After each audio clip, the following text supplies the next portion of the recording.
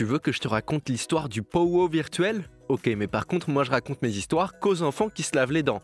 Donc attrape ta brosse à dents, ton dentifrice, et tu frottes jusqu'à ce que l'histoire soit terminée. 3, 2, 1, 0. Avant toute chose, joyeuse Pâques ! Parce que même si on ne célèbre pas la fête religieuse, on peut quand même bien fêter la chasse aux œufs dans le jardin. Chez toi, les cloches sont passées ? T'es sûr que t'as trouvé tous les œufs ? Parce que si t'as oublié des chocolats derrière le canapé et que ça commence à fondre, ok, je me perds. Tu sais, pour les religions juives et chrétiennes, c'est un moment très important, Pâques. Mais ce ne sont pas les seuls. Il y a aussi les Amérindiens. Ben oui, les Amérindiens quoi. C'est pas juste dans les westerns à la télé, hein. Il y a encore 5 millions d'Indiens qui vivent aux États-Unis par exemple. Et ils sont là-bas depuis très longtemps, c'était les tout premiers habitants. On estime que les premiers hommes sont arrivés là-bas depuis l'Asie il y a 22 000 ans. À pied en plus, en passant par des zones très très froides en Alaska tout au nord. Les chevaux, c'est venu bien plus tard pour les Indiens, quand les Européens ont commencé à arriver là-bas.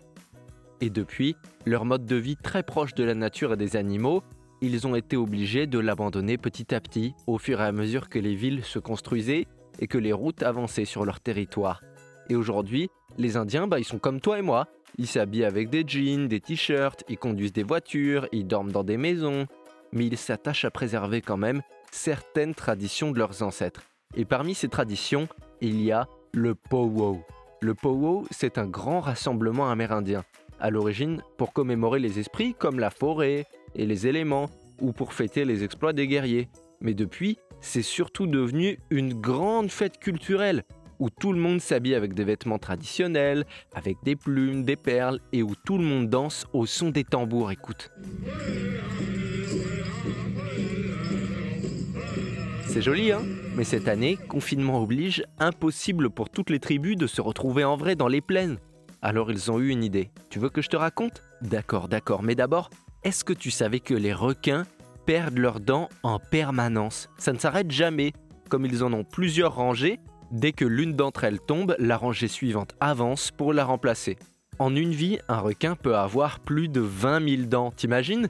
C'est pour ça qu'on peut en trouver sur les plages d'Australie et d'Afrique du Sud, et que certains font des colliers avec. Mais toi, t'auras pas 20 000 dents de remplacement, alors frotte un peu celle-ci. Bon, je reviens à mon histoire de Pow-Wow. Comme c'est un moment très sacré pour les Amérindiens, ils se sont dit, c'est pas possible, même confiné, il faut qu'on fasse quelque chose. Et donc ils ont créé un grand groupe Facebook où ils sont plus de 400 000 et où tout le monde poste ses danses et ses rituels. Si tu veux aller voir cette grande fête, demande à tes parents de te montrer, ça s'appelle Social Distance Pow-Wow. Bon, montre-moi un peu tes dents. Fais A, fais I. C'est pas mal ça, bien blanche comme il faut. Tant pis pour vous les caries. Allez maintenant, au lit. Je vais pas aller me coucher. Retrouvez les épisodes des Dents et Dodo sur le site et l'application BFM TV et sur toutes les plateformes de streaming. Si cet épisode vous a plu, n'hésitez pas à lui donner une note, à vous abonner à la playlist et surtout à en parler autour de vous.